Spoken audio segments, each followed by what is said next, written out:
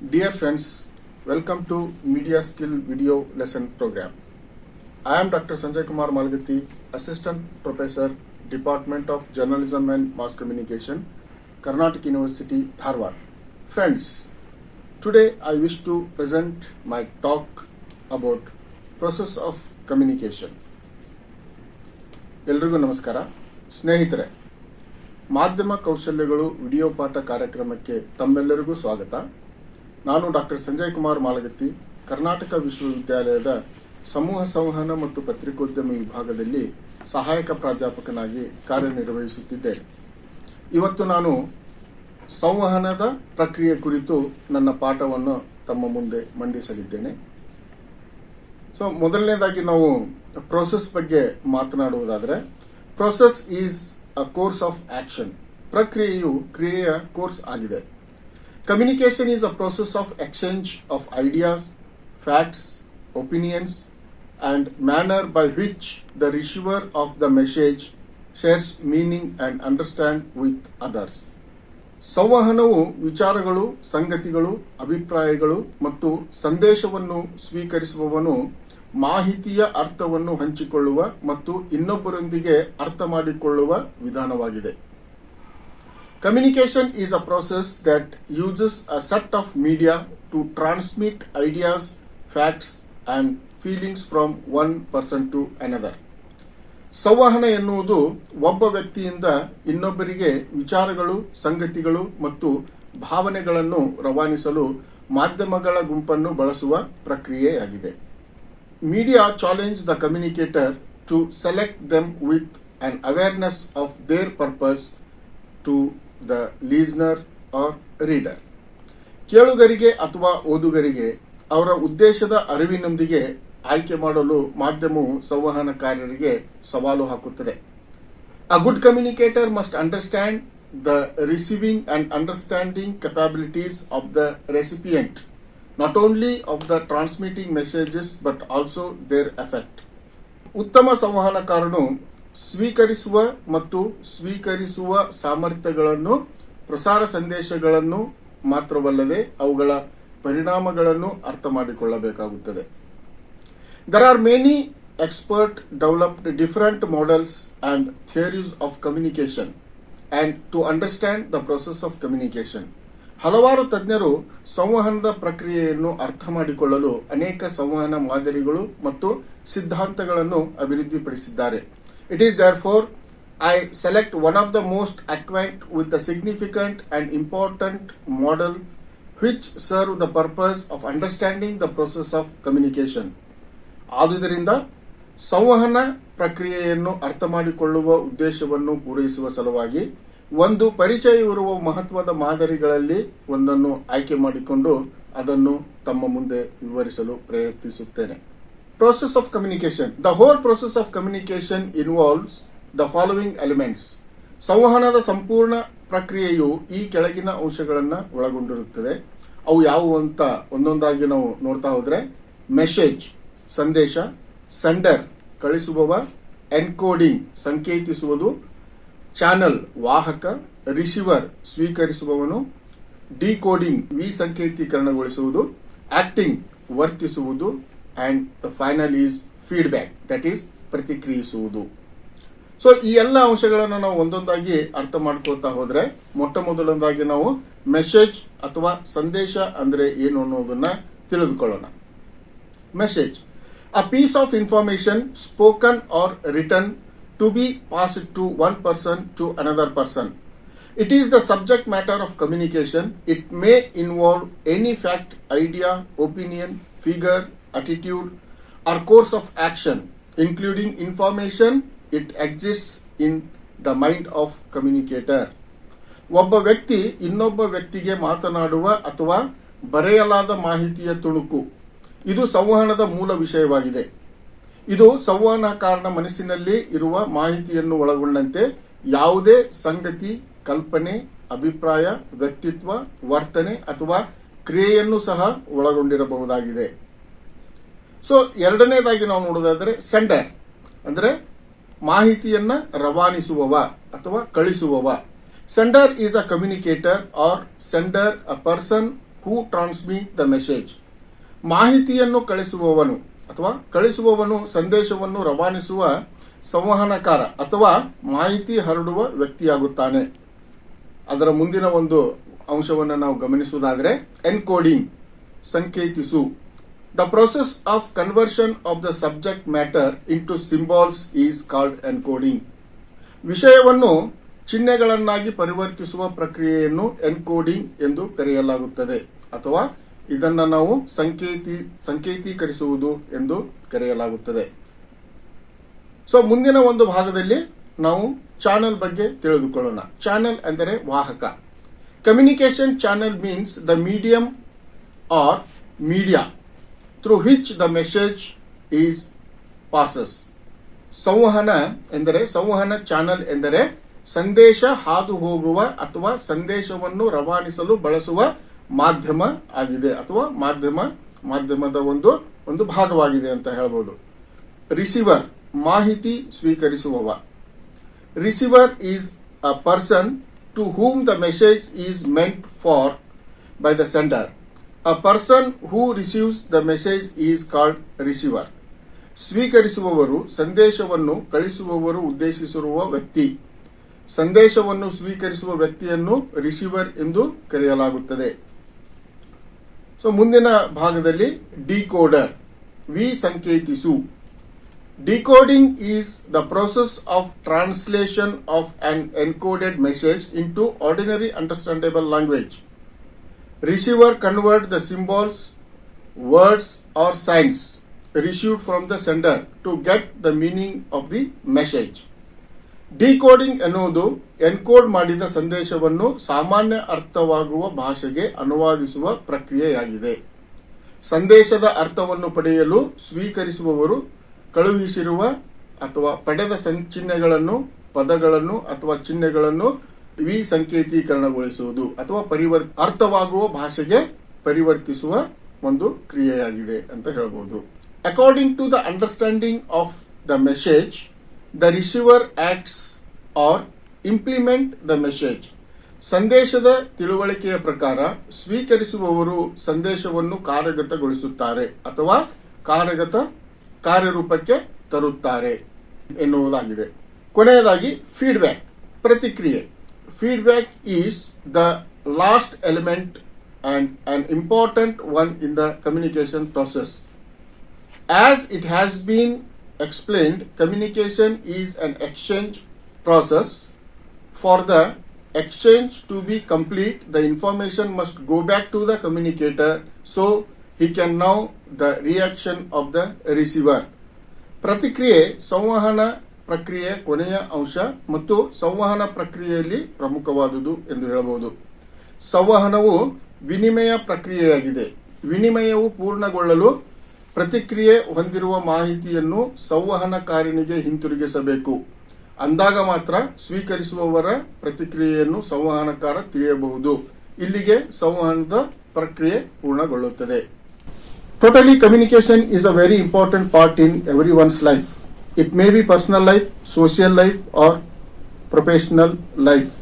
ಸಂವಹನವು ಪ್ರತಿಯೊಬ್ಬರ ಜೀವನದ ಅತ್ಯಂತ ಪ್ರಮುಖವಾದ ಅಂಶವಾಗಿದೆ. ನಮ್ಮ ವೈಯಕ್ತಿಕ ಜೀವನದಲ್ಲಿರಬಹುದು, ಸಾಮಾಜಿಕ ಜೀವನದಲ್ಲಿಯೇ ಇರಬಹುದು ಅಥವಾ ವೃತ್ತಿ ಜೀವನದಲ್ಲಿಯೇ ಇರಬಹುದು. ಒಟ್ಟಾರೆ ಸಂವಹನ ಎಲ್ಲರ ಜೀವನದ ಅತ್ಯಂತ ಪ್ರಮುಖ ಭಾಗವಾಗಿದೆ. Effective communication is very important as the exchange of ideas can help to improve the communication process and clarify of any misunderstandings. ಸಂವಹನ ಪ್ರಕ್ರಿಯೆಯನ್ನು ಸುಧಾರಿಸಲು ಮತ್ತು ಯಾವುದೇ ತಪ್ಪು ಗ್ರಹಿಕೆಯನ್ನು ಸ್ಪಷ್ಟಪಡಿಸಲು ವಿಚಾರ ವಿನಿಮಯವು ಸಹಾಯ ಮಾಡುವುದರಿಂದ ಪರಿಣಾಮಕಾರಿ ಸಂವಹನ ಬಹಳ ಮುಖ್ಯವಾಗಿದೆ. Most people would agree that communication between two individuals should be simple. ಬಹಳಷ್ಟು ಜನರು ನಂಬುವಂತ ಒಂದು ಮಾತು ಏನು ಅಂತ ಹೇಳಿದ್ರೆ, ಇಬ್ಬರು ವ್ಯಕ್ತಿಗಳ ನಡುವೆ ನಡೆಯುವ ಸಂವಹನ ಸರಳವಾಗಿರಬೇಕು ಮತ್ತು ಅರ್ಥಪೂರ್ಣವಾಗಿರಬೇಕು ಎಂಬುದಾಗಿದೆ. It's important to remember that there are differences between talking and communicating. ಮಾತನಾಡುವುದು ಮತ್ತು ಸಂವಹನ ನಡೆಸುವ ಪ್ರಕ್ರಿಯೆಯಲ್ಲಿ ಹಲವು ವ್ಯತ್ಯಾಸಗಳಿವೆ ಎಂಬುದನ್ನು ನಾವು ಮೊದಲು ನೆನಪಿಟ್ಟುಕೊಳ್ಳಬೇಕು. When you communicate, you are successful in getting your point across to the person you are talking to. ನೀವು ಸಂವಹನ ನಡೆಸುವಾಗ ನೀವು ಮಾತನಾಡಲು ಇಚ್ಛಿಸುವ ವ್ಯಕ್ತಿಯೊಂದಿಗೆ ವಿಷಯವನ್ನು ತಿಳಿಸುವಲ್ಲಿ ನೀವು ಯಶಸ್ವಿಯಾಗುತ್ತೀರಿ. When we talk, we tend to erect barriers that hinder our ability to communicate. ಮಾತನಾಡುವಾಗ ನಮ್ಮ ಸಂವಹನ ಸಾಮರ್ಥ್ಯಕ್ಕೆ ಅಡ್ಡಿಯಾಗುವ ಅಡೆತಡೆಗಳನ್ನು ನಾವು ನಿರ್ಮಿಸುತ್ತೇವೆ. Communication is complete and perfect when the receiver understands the message in the same sense and spirit as the communicator intends to convey it. Most often, communication is always obstructed by many obstacles and hurdles in communication. It is known as barriers to communication. ಸಂವಹನವು ಸಂದೇಶವನ್ನು ತಲುಪಿಸಲು ಉದ್ದೇಶಿಸಿರುವಂತೆಯೇ ಸ್ವೀಕರಿಸುವವ ಅದೇ ಅರ್ಥದಲ್ಲಿ ಮತ್ತು ಉತ್ಸಾಹದಿಂದ ಅರ್ಥ ಮಾಡಿಕೊಂಡಾಗ ಸಂವಹನವು ಸಂಪೂರ್ಣ ಮತ್ತು ಪರಿಪೂರ್ಣವಾಗುತ್ತದೆ. ಬಹಳಷ್ಟು ಸಂದರ್ಭಗಳಲ್ಲಿ ಸಂವಹನ ಪ್ರಕ್ರಿಯೆಯಲ್ಲಿ ವಿವಿಧ ಅನೇಕ ಕಾರಣಗಳಿಂದ ಅಡಚಣೆಗಳು ಉಂಟಾಗುವುದನ್ನು ನಾವು ಕಾಣುತ್ತೇವೆ. ಅವುಗಳನ್ನು ನಾವು ಸಂವಹನದಲ್ಲಿನ ಅಡೆತಡೆಗಳು ಎಂದು ಕರೆಯುತ್ತೇವೆ. Barriers to communication. Some barriers to communication are. ಸಂವಹನದ ಕೆಲವು ಅಡೆತಡೆಗಳನ್ನು ನಾವು ನೋಡುವುದಾದರೆ, ಮೊದಲನೇದಾಗಿ ಫಿಸಿಕಲ್ ಬ್ಯಾರಿಯರ್, ದೈಹಿಕ ಅಡೆತಡೆಗಳು. ಸೈಕಲಾಜಿಕಲ್ ಬ್ಯಾರಿಯರ್, ಮಾನಸಿಕ ಅಡೆತಡೆಗಳು. ಪರ್ಸೆಪ್ಚುವಲ್ ಬ್ಯಾರಿಯರ್, ಗ್ರಹಿಕೆಯ ಅಡೆತಡೆ. ಎಮೋಷನಲ್ ಬ್ಯಾರಿಯರ್ಸ್, ಭಾವನಾತ್ಮಕ ಅಡೆತಡೆಗಳು. ಕಲ್ಚರಲ್ ಬ್ಯಾರಿಯರ್ಸ್, ಸಾಂಸ್ಕೃತಿಕ ಅಡೆತಡೆಗಳು. ಲ್ಯಾಂಗ್ವೇಜ್ ಬ್ಯಾರಿಯರ್ಸ್, ಭಾಷೆಯ ಅಡೆತಡೆಗಳು. ಜೆಂಡರ್ ಬ್ಯಾರಿಯರ್ಸ್, ಲಿಂಗ ಅಡೆತಡೆಗಳು. ಇಂಟರ್ಪರ್ಸನಲ್ ಬ್ಯಾರಿಯರ್ಸ್, ಪರಸ್ಪರ ಅಡೆತಡೆಗಳು. ಟೆಕ್ನಿಕಲ್ ಬ್ಯಾರಿಯರ್ಸ್, ತಾಂತ್ರಿಕ ಅಡೆತಡೆಗಳು. ಅಂಡ್ ಸೆಮ್ಯಾಟಿಕ್ ಬ್ಯಾರಿಯರ್, ಲಾಕ್ಷಣಿಕ ಅಡೆತಡೆಗಳು. ಸಂವಹನ ಅಡೆತಡೆಗಳಲ್ಲಿ ಮೊದಲನೇ ಅಡೆತಡೆಯನ್ನು ನಾವು ನೋಡುವುದಾದರೆ ಫಿಸಿಕಲ್ ಬ್ಯಾರಿಯರ್ಸ್, ದೈಹಿಕ ಅಡೆತಡೆಗಳು.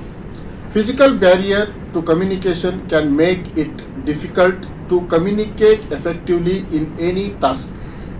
ಸಂವಹನವನ್ನು ಪರಿಣಾಮಕಾರಿಯಾಗಿ ಮಾಡಲು ಸಂವಹನದ ಪ್ರಕ್ರಿಯೆಗೆ ಭೌತಿಕ ಅಡೆತಡೆಯು ಯಾವುದೇ ಕಾರ್ಯದಲ್ಲಿ ಕಷ್ಟವಾಗುತ್ತದೆ. There are a host of physical factors that can prevent individuals from having an effective communication. These are as follows. ಪರಿಣಾಮಕಾರಿಯಾದ ಸಂವಹನ ನಡೆಸದಂತೆ ವ್ಯಕ್ತಿಗಳನ್ನು ತಡೆಯುವಂತಹ ಅನೇಕ ಭೌತಿಕ ಅಂಶಗಳು ಇವೆ. ಅವುಗಳನ್ನು ನಾವು ಈಗ ಒಂದೊಂದಾಗಿ ನೋಡುವುದಾದರೆ, ಮೊದಲನೇದಾಗಿ ಎನ್ವಿರಾನ್ಮೆಂಟ್, ಪರಿಸರ. ಎರಡನೇದು ಡಿಸ್ಟನ್ಸ್, ಅಂತರ. ಮೂರನೇದು ಇಗ್ನೋರೆನ್ಸ್ ಆಫ್ ಮೀಡಿಯಂ, ಮಾಧ್ಯಮದ ಕುರಿತ ಅಲಕ್ಷ್ಯ. ಮತ್ತು ಕೊನೆಯದಾಗಿ ಫಿಸಿಕಲ್ ಡಿಸಾಬಿಲಿಟೀಸ್, ಅಂದ್ರೆ ದೈಹಿಕ ಅಂಗವೈಕಲ್ಯತೆ. ಸೊ ಮೊದಲನೇದಾಗಿ ನಾವು ಪರಿಸರದ ಕುರಿತು ನೋಡೋದಾದ್ರೆ, ಎನ್ವಿರಾನ್ಮೆಂಟ್, ಪರಿಸರ. If you are standing in adverse weather condition, your conversation would be hampered because you would not be able to pay full attention to what the other person is saying. ನೀವು ಸಂವಹನ ನಡೆಸುವಾಗ ಪ್ರತಿಕೂಲಕರ ಹವಾಮಾನ ಪರಿಸ್ಥಿತಿಗಳಲ್ಲಿ ನಿಂತಿದ್ದರೆ ನಿಮ್ಮ ಸಂಭಾಷಣೆಗೆ ಅದು ಅಡ್ಡಿಯಾಗುತ್ತದೆ, ಏಕೆಂದರೆ ಇತರ ವ್ಯಕ್ತಿಯು ಏನು ಹೇಳುತ್ತಿದ್ದಾರೆ ಎಂಬುದರ ಬಗ್ಗೆ ನಿಮಗೆ ಸಂಪೂರ್ಣ ಗಮನ ಹರಿಸಲು ಸಾಧ್ಯವಾಗುವುದಿಲ್ಲ. If the place is too noisy or too crowded, you may not be able to clearly listen to the speaker. ಸ್ಥಳವು ತುಂಬಾ ಗದ್ದಲದಿಂದ ಕೂಡಿದ್ದರೆ ಅಥವಾ ಗಲಾಟೆಯ ಜನಸಂದಣಿ ಇದ್ದರೆ ನಿಮಗೆ ಮಾಹಿತಿದಾರನ ಮಾತುಗಳು ಸ್ಪಷ್ಟವಾಗಿ ಕೇಳಲು ಸಾಧ್ಯವಾಗದಿರಬಹುದು. If you are talking to someone in scorching heat, then the physical discomfort can easily cause you to be disinterested in the conversation. ನೀವು ಸಂಭಾಷಣೆ ನಡೆಸುವ ಪ್ರದೇಶದಲ್ಲಿ ಅಥವಾ ಪರಿಸರದಲ್ಲಿ ಸರಿಯಾದ ಗಾಳಿ ಮತ್ತು ಬೆಳಕಿನ ವ್ಯವಸ್ಥೆ ಇಲ್ಲದಿದ್ದರೆ ನಿಮಗೆ ಶಕೆಯ ದೈಹಿಕ ಅಸ್ವಸ್ಥತೆಯು ನಿಮ್ಮ ಸಂಭಾಷಣೆಯಲ್ಲಿ ನಿರಾಸಕ್ತಿ ಉಂಟು ಮಾಡುವ ಸಾಧ್ಯತೆ ಇರುತ್ತದೆ. ಮುಂದಿನ ಒಂದು ಅಂಶವನ್ನು ನಾವು ನೋಡೋದಾದ್ರೆ ಡಿಸ್ಟನ್ಸ್, ಅಂತರ ಅಥವಾ ದೂರ. Distance also plays an important part in determining the course of conversation. ದೂರ ಅಥವಾ ಅಂತರವು ಸಂಭಾಷಣೆಯ ಮಾರ್ಗವನ್ನು ನಿರ್ಧರಿಸುವಲ್ಲಿ ಪ್ರಮುಖ ಪಾತ್ರ ವಹಿಸುತ್ತದೆ. For example, if the staff in an organization are made to sit in different buildings or different floors, they might have to substitute face-to-face communication with phone calls or emails. ಉದಾಹರಣೆಯನ್ನು ನಾವು ನೋಡೋದಾದ್ರೆ, ಒಂದು ಸಂಸ್ಥೆಯ ಸಿಬ್ಬಂದಿಯನ್ನು ಬೇರೆ ಬೇರೆ ಕಟ್ಟಡಗಳಲ್ಲಿ ಅಥವಾ ಒಂದೇ ಕಟ್ಟಡದ ಬೇರೆ ಬೇರೆ ಸ್ಥಳಗಳಲ್ಲಿ ಕುಳಿತುಕೊಳ್ಳುವಂತೆ ಮಾಡಿದರೆ ಮುಖಾಮುಖಿ ಸಂವಹನದ ಬದಲಾಗಿ ನೀವು ಅವರನ್ನು ಫೋನ್ ಕರೆಗಳು ಅಥವಾ ಇಮೇಲ್ಗಳೊಂದಿಗೆ ಸಂವಹನಿಸಬೇಕಾಗುತ್ತದೆ. This prevents the employees to have effective communication with each other, which can sometimes lead to lack of effective communication. ಇದು ನೌಕರರೊಂದಿಗೆ ಪರಸ್ಪರ ಪರಿಣಾಮಕಾರಿ ಸಂವಹನ ನಡೆಸಲು ಕಷ್ಟವಾಗುತ್ತದೆ. ಇದು ಕೆಲವೊಮ್ಮೆ ಪರಿಣಾಮಕಾರಿ ಸಂವಹನದ ಕೊರತೆಗೆ ಕಾರಣವೂ ಆಗಬಹುದು. Ignorance of medium, ಮಾಧ್ಯಮದ ಕುರಿತು ಅಜ್ಞಾನ. Communication also includes using signs and symbols to convey a feeling or a thought. ಸಂವಹನದಲ್ಲಿ ಭಾವನೆ ಅಥವಾ ಆಲೋಚನೆಯನ್ನು ತಿಳಿಸಲು ಸಂಕೇತಗಳು ಮತ್ತು ಚಿಹ್ನೆಗಳನ್ನು ಬಳಸುವುದನ್ನು ಸಹ ಒಳಗೊಂಡಿದೆ. However, if there is a lack of ignorance about the medium in which sender is sending the message, the conversation can be hampered. ಆದುದರಿಂದ ಮಾಹಿತಿ ಕಳಿಸುವವರು ಸಂದೇಶವನ್ನು ಕಳಿಸುವ ಮಾಧ್ಯಮದ ಬಗ್ಗೆ ಅಜ್ಞಾನದ ಕೊರತೆ ಇದ್ದರೆ ಸಂಭಾಷಣೆಗೆ ಅದು ಅಡ್ಡಿಯಾಗಬಹುದು. For example, the use of signals to communicate can be seen in games like soccer and hockey, where players do not want to opposing team to know about their plans and may convert thought codes and signs. Converts their thoughts in codes and signs. However, if a member of a team is not acquainted with these signs, it can lead to a lack of communication. ಉದಾಹರಣೆಗೆ, soccer ಮತ್ತು ಹಾಕಿಯಂತಹ ಆಟಗಳಲ್ಲಿ ಸಂವಹನ ಮಾಡಲು ಆಟಗಾರರು ಸಂಕೇತ ಮತ್ತು ಚಿಹ್ನೆಗಳನ್ನು ಬಳಸುವುದನ್ನು ಕಾಣಬಹುದು. ಅಲ್ಲಿ ಆಟಗಾರರು ಎದುರಾಳಿ ತಂಡಕ್ಕೆ ತಮ್ಮ ತಂತ್ರಗಳ ಸಂವಹನ ಭಾಷೆ ತಿಳಿಯಬಾರದು ಎಂದು ಸಂಕೇತಗಳು ಮತ್ತು ಚಿಹ್ನೆಗಳ ಮೂಲಕ ಮಾತನಾಡಬಹುದು. ಆದಾಗ್ಯೂ ತಂಡದ ಸದಸ್ಯರಿಗೆ ಈ ಚಿಹ್ನೆಗಳ ಪರಿಚಯವಿಲ್ಲದಿದ್ದರೆ ಅದು ಸಂವಹನದ ಕೊರತೆಗೆ ಕಾರಣವಾಗಬಹುದು. ಫಿಸಿಕಲ್ ಡಿಸಾಬಿಲಿಟಿ, ದೈಹಿಕ ಅಂಗವೈಕಲ್ಯ. Physical disability can also prove to be a barrier for effective communication. People with physical disabilities generally are at a disadvantage when it comes to gaining employment. ದೈಹಿಕ ಅಂಗವೈಕಲ್ಯವು ಪರಿಣಾಮಕಾರಿ ಸಂವಹನಕ್ಕೆ ತಡೆ ಉಂಟು ಮಾಡುತ್ತದೆ ಎಂದು ಹೇಳಬಹುದು. ದೈಹಿಕ ವಿಕಲಾಂಗತೆ ಹೊಂದಿರುವ ಜನರು ಸಾಮಾನ್ಯವಾಗಿ ಉದ್ಯೋಗ ಪಡೆಯುವಾಗ ಅನಾನುಕೂಲಕ್ಕೆ ಒಳಗಾಗುತ್ತಾರೆ. For example, ill health, poor eyesight or hearing difficulties. ಉದಾಹರಣೆಯನ್ನು ನಾವು ನೋಡೋದಾದ್ರೆ, ಅನಾರೋಗ್ಯ, ದೃಷ್ಟಿಹೀನತೆ ಮತ್ತು ಶ್ರವಣ ತೊಂದರೆ ಇತ್ಯಾದಿಗಳು ಇವು ಫಿಸಿಕಲ್ ಡಿಸಾಬಿಲಿಟಿಗೆ ಅಂದರೆ ದೈಹಿಕ ಅಂಗವೈಕಲ್ಯಕ್ಕೆ ಇರುವಂತಹ ಉದಾಹರಣೆಗಳಾಗಿವೆ. ಇನ್ನ ಮುಂದಿನ ಒಂದು ಬ್ಯಾರಿಯರ್ ಅಂದ್ರೆ ಅಡೆತಡೆಯನ್ನು ನಾವು ಗಮನಿಸುವುದಾದರೆ, ಸೈಕಾಲಜಿಕಲ್ ಬ್ಯಾರಿಯರ್ಸ್, ಮಾನಸಿಕ ಅಡೆತಡೆಗಳು. If you have ever encountered a work colleague who talked down to you, you were involved in a communication fraught with psychological barriers. ನಿಮ್ಮೊಂದಿಗೆ ಕೀಳಾಗಿ ಮಾತನಾಡಿದ ಸಹೋದ್ಯೋಗಿಯನ್ನು ನೀವು ಎಂದಾದರೂ ಎದುರಿಸಿದ್ದರೆ ನೀವು ಮಾನಸಿಕ ಅಡೆತಡೆಗಳಿಂದ ತುಂಬಿರುವ ಸಂವಹನದಲ್ಲಿ ತೊಡಗಿದ್ದೀರಿ ಎಂದರ್ಥ. You receiving the message properly was inhibited by the manner in which he was speaking, and his communication was shaped by the invisible distance he conveyed with his tone and message to you. ನೀವು ಸಂದೇಶವನ್ನು ಸ್ವೀಕರಿಸುತ್ತಿರುವುದು ಸಂದೇಶ ರವಾನಿಸುವ ವಿಧಾನದಿಂದ ಪ್ರತಿಬಂಧಿಸಲ್ಪಟ್ಟಿದೆ ಮತ್ತು ಸಂವಹನವು ಸಂದೇಶ ಕಳಿಸುವವರು ತಮ್ಮ ಸ್ವರ ಮತ್ತು ಸಂದೇಶದೊಂದಿಗೆ ನಿಮಗೆ ತಿಳಿಸಿದ ಅದೃಶ್ಯ ಅಂತರದಿಂದ ರೂಪಿಸಲ್ಪಟ್ಟಿದೆ. ಅವು ಸ್ವೀಕರಿಸುವವನ ಕೆಲವು ಆಂತರಿಕ ಸಮಸ್ಯೆಗೆ ನೇರವಾಗಿ ಸಂಬಂಧಿಸಿರುವ ಅಡೆತಡೆಗಳಾಗಿವೆ. There are barriers which are directly related to some internal problem of the destination or the receiver. The receiver receives the message clearly, but due to some reasons fails to understand and react properly. ಸಂದೇಶ ಸ್ವೀಕರಿಸುವವನು ಸಂದೇಶವನ್ನು ಸ್ಪಷ್ಟವಾಗಿ ಸ್ವೀಕರಿಸುತ್ತಾನೆ, ಆದರೆ ಕೆಲವು ಕಾರಣಗಳಿಂದಾಗಿ ಸರಿಯಾಗಿ ಅರ್ಥ ಮಾಡಿಕೊಳ್ಳಲು ಮತ್ತು ಪ್ರತಿಕ್ರಿಯಿಸಲು ವಿಫಲವಾಗಬಹುದು. ಮುಂದಿನ ಒಂದು ಅಡೆತಡೆಯನ್ನು ನಾವು ನೋಡುವುದಾದರೆ ಪರ್ಸೆಪ್ಚುವಲ್ ಬ್ಯಾರಿಯರ್ಸ್, ಗ್ರಹಿಕೆಯ ಅಡೆತಡೆಗಳು. Our perception of an issue is determined by many factors. ಸಮಸ್ಯೆಯ ಬಗ್ಗೆ ನಮ್ಮ ಗ್ರಹಿಕೆ ಅನೇಕ ಅಂಶಗಳಿಂದ ನಿರ್ಧರಿಸಲ್ಪಡುತ್ತದೆ. Even people from the same family can have different perceptions about the same issue depending on their age, gender, level of education, etc. ಒಂದೇ ಕುಟುಂಬದ ಜನರು ಸಹ ಅವರ ವಯಸ್ಸು, ಲಿಂಗ, ಶಿಕ್ಷಣದ ಮಟ್ಟ ಇತ್ಯಾದಿಗಳನ್ನು ಅವಲಂಬಿಸಿ ಒಂದೇ ವಿಷಯದ ಬಗ್ಗೆ ವಿಭಿನ್ನ ಗ್ರಹಿಕೆಗಳನ್ನು ಹೊಂದಿರಬಹುದು. Therefore, people in the conservative community can have different perceptions, knowledge, beliefs, and opinions regarding issues related to conservancy and its management and activities.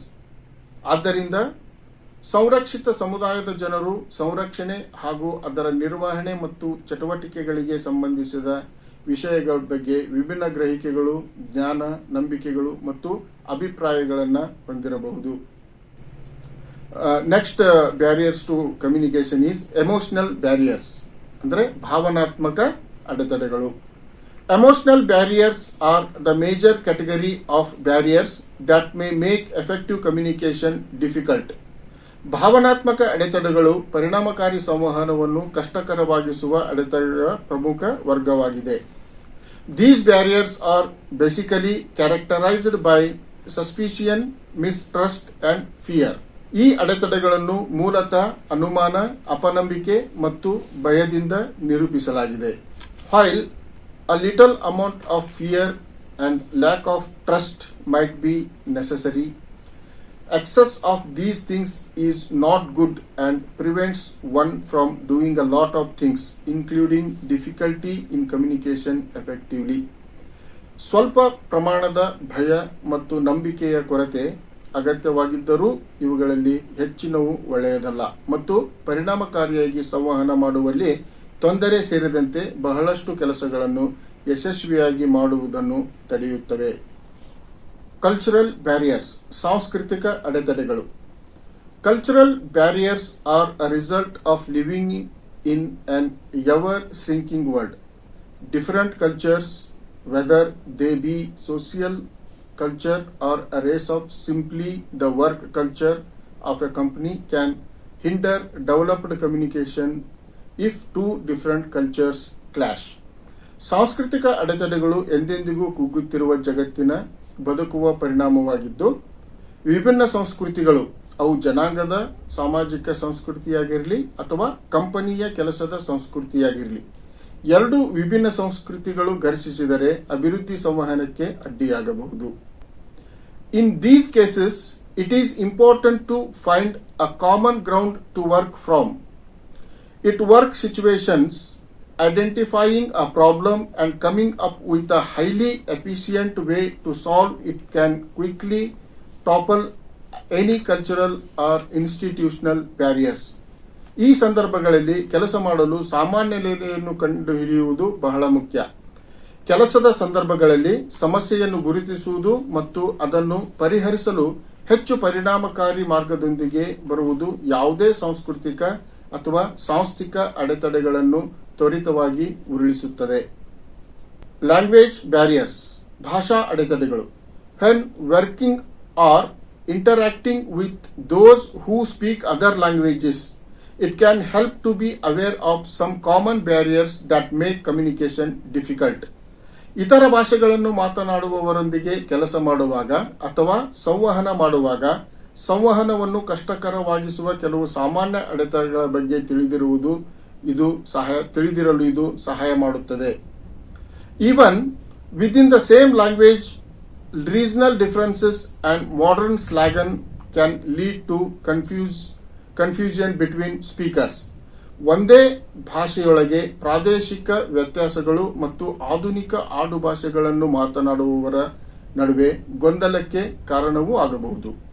Knowing some of the common obstacles language learners face can help you to facilitate more effective communication and avoid misunderstandings.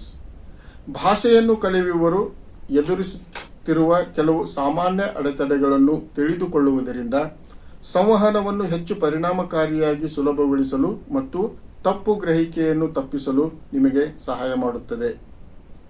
Language barriers seem pretty self-inherent, but there are often hidden language barriers that we are not always aware of it. ಭಾಷೆಯ ಅಡೆತಡೆಗಳು ಸಾಕಷ್ಟು ಸ್ವ ಅಂತರ್ಗತವೆಂದು ತೋರುತ್ತದೆ, ಆದರೆ ಕೆಲವು ಸಲ ಅಡಗಿರುವ ಭಾಷೆಯ ಅಡೆತಡೆಗಳು ನಮಗೆ ಯಾವಾಗಲೂ ತಿಳಿದಿರುವುದಿಲ್ಲ. If you work in an industry that is heavy in jargon or technical language, care should be taken to avoid these words when speaking with someone from outside the industry. ನೀವು ಪರಿಭಾಷೆಯಲ್ಲಿ ಅಥವಾ ಕಠಿಣವಾದ ತಾಂತ್ರಿಕ ಭಾಷೆಯನ್ನು ಹೊಂದಿದ ಉದ್ಯಮದಲ್ಲಿ ಕೆಲಸ ಮಾಡುತ್ತಿದ್ದರೆ, ಉದ್ಯಮದ ಹೊರಗಿನ ಯಾರೊಂದಿಗಾದರೂ ಮಾತನಾಡುವಾಗ ಈ ಪದಗಳನ್ನು ತಪ್ಪಿಸಲು ನೀವು ಕಾಳಜಿ ವಹಿಸಬೇಕಾಗುತ್ತದೆ. ಟೆಕ್ನಿಕಲ್ ಬ್ಯಾರಿಯರ್ಸ್, ತಾಂತ್ರಿಕ ಅಡೆತಡೆಗಳು. ಕಮ್ಯುನಿಕೇಷನ್ ಬ್ಯಾರಿಯರ್ನಲ್ಲಿ ತಾಂತ್ರಿಕ ಅಡೆತಡೆಗಳು ಅತ್ಯಂತ ಪ್ರಮುಖ ಪಾತ್ರ ನಿರ್ವಹಿಸುತ್ತವೆ. ಕಾರಣ, ಸಂವಹನ ಪ್ರಕ್ರಿಯೆಯಲ್ಲಿ ನಾವು ಹಲವಾರು ಬಾರಿ ಕೆಲವೊಂದಿಷ್ಟು ಯಾಂತ್ರಿಕ ಪರಿಕರಗಳನ್ನು ಬಳಸ್ತಾ ಇರ್ತೇವೆ. ಅಂತ ಸಂದರ್ಭದಲ್ಲಿ ಯಾವುದಾದರೂ ದೋಷಯುಕ್ತ ಎಕ್ವಿಪ್ಮೆಂಟ್ಗಳನ್ನು ನಾವು ಸಂವಹನದಲ್ಲಿ ಬಳಸಿದ್ದೇ ಆದರೆ ಕೆಲವು ಸಾರಿ ಹಲವಾರು ತಾಂತ್ರಿಕ ತೊಂದರೆಗಳನ್ನು ನಾವು ಕಾಣ್ತೇವೆ. ಆ ತಾಂತ್ರಿಕ ತೊಂದರೆಗಳು ಯಾವುವು ಎಂದು ನೋಡುವುದಾದರೆ, ನಾಯ್ಸ್ ಬ್ಲೇರಿಂಗ್ ಆಫ್ ಲೌಡ್ ಸ್ಪೀಕರ್ಸ್, ಜೋರಾಗಿ ಶಬ್ದ ಮಾಡುವುದು ಅಥವಾ ಗದ್ದಲು ಉಂಟು ಮಾಡುವ ಸ್ಪೀಕರ್ಗಳನ್ನು ಬಳಸುವುದಾಗಿರಬಹುದು. ಪುವರ್ ಟೆಲಿಫೋನ್ ಲೈನ್ಸ್, ಇತ್ತೀಚಿನ ದಿನಗಳಲ್ಲಿ ಈ ಟೆಲಿಫೋನ್ ಕನ್ವರ್ಸೇಷನ್ ಹೆಚ್ಚಾಗ್ತಾ ಇರೋದ್ರಿಂದ ಮತ್ತು ಟೆಲಿಫೋನ್ ಟ್ರಾಫಿಕ್ ಜಾಸ್ತಿ ಆಗ್ತಾ ಇರೋದು, ಟೆಲಿಫೋನ್ ಲೈನ್ದಲ್ಲಿ ಹೆಚ್ಚಿನ ಟ್ರಾಫಿಕ್ ಆಗ್ತಾ ಇರೋದ್ರಿಂದ ಹಲವಾರು ತೊಂದರೆಗಳನ್ನು ಇವತ್ತು ಸಂವಹನದಲ್ಲಿ ನಾವು ಕಾಣ್ತಾ ಇದ್ದೇವೆ. ಸೊ ಹೀಗಾಗಿ ಕಳಪೆ ದೂರವಾಣಿ ಮಾರ್ಗಗಳು ಸಹಿತ ತಾಂತ್ರಿಕ ದೋಷಗಳಿಗೆ ಕಾರಣವಾಗತಕ್ಕಂಥದ್ದು. ಫಾಲ್ಟಿ ಟಿವಿ ಕೇಬಲ್, ದೋಷಯುಕ್ತವಾಗಿರತಕ್ಕಂತಹ ಟೆಲಿವಿಷನ್ ಕೇಬಲ್ಗಳು ಸಹಿತ ಸಾಕಷ್ಟು ಸಂದರ್ಭದಲ್ಲಿ ಸಂವಹನದಲ್ಲಿ ಹಲವಾರು ರೀತಿಯ ಅಡೆತಡೆಗಳನ್ನು ಉಂಟು ಮಾಡುವುದನ್ನು ನಾವು ಕಾಣ್ತೇವೆ. Adverse weather conditions interfering transmission, ಪ್ರತಿಕೂಲ ಹವಾಮಾನ ಪರಿಸ್ಥಿತಿಗಳು, ಅಂದರೆ ಮಾಹಿತಿಯನ್ನ ರವಾನಿಸತಕ್ಕಂತಹ ಸಂದರ್ಭದಲ್ಲಿ ಮಾಹಿತಿಯನ್ನ ಒಂದು ಪ್ರದೇಶದಿಂದ ಇನ್ನೊಂದು ಪ್ರದೇಶಕ್ಕೆ ವರ್ಗಾಯಿಸುವ ಸಂದರ್ಭದಲ್ಲಿ ಸಾಕಷ್ಟು ಸಲ ಪ್ರತಿಕೂಲ ಹವಾಮಾನಗಳು ಹಲವಾರು ಅಡೆತಡೆಗಳನ್ನು ಒಡ್ಡಬಹುದು. Faulty encoding intentions on the part of listener, ಕೇಳುಗರ ಕಡೆಯಿಂದ ಪ್ರಸರಣಕ್ಕೆ ಅಡ್ಡಿಪಡಿಸುವ ಅಜಾಗರೂಕತೆಯ ದೋಷಯುಕ್ತ ಎನ್ಕೋಡಿಂಗ್ ಸಮಸ್ಯೆಯು ಇದು ತಾಂತ್ರಿಕ ಸಮಸ್ಯೆಗೆ ಸಂಬಂಧಿಸಿದ್ದಾಗಿದೆ ಎಂದು ಹೇಳಬಹುದು. ಸೊ ಫಾಲ್ಟಿ ಡಿಕೋಡಿಂಗ್, ದೋಷಯುಕ್ತ ಡಿಕೋಡಿಂಗ್ ಮಾಡತಕ್ಕಂಥದ್ದು ಸಹಿತ ತಾಂತ್ರಿಕ ತೊಂದರೆಗಳಲ್ಲಿ ಬರ್ತಕ್ಕಂಥದ್ದು. ಮುಂದಿನ ಒಂದು ಅಡೆತಡೆಯನ್ನು ನಾವು ನೋಡುವುದಾದರೆ ಸೆಮ್ಯಾಟಿಕ್ ಬ್ಯಾರಿಯರ್ಸ್, ಶಬ್ದಾರ್ಥ ಅಡೆತಡೆಗಳು. This most often occurs when the parties involved speak different languages.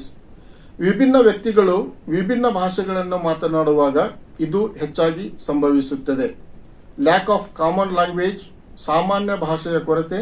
Poor vocabulary, ಕಳಪೆ ಶಬ್ದಕೋಶ. ಯೂಸ್ ಆಫ್ ಜಾರ್ಗನ್ಸ್, ಪರಿಭಾಷೆಗಳ ಬಳಕೆ. ಪುವರ್ ಗ್ರಾಮರ್ ಅಂಡ್ ಪಂಕ್ಚುಯೇಷನ್, ಕಳಪೆ ವ್ಯಾಕರಣ ಮತ್ತು ಕಳಪೆ ಮಟ್ಟದ ಶಬ್ದಗಳ ರಚನೆ. ಇದು ಸೆಮ್ಯಾಟಿಕಲ್, ಶಬ್ದಾರ್ಥದ ಅಡೆತಡೆಗಳಿಗೆ ಕಾರಣವಾಗತಕ್ಕಂತಹ ಅಂಶಗಳು ಎಂದು ಹೇಳಬಹುದು. Lack of clarity in the message, ಸಂದೇಶದಲ್ಲಿ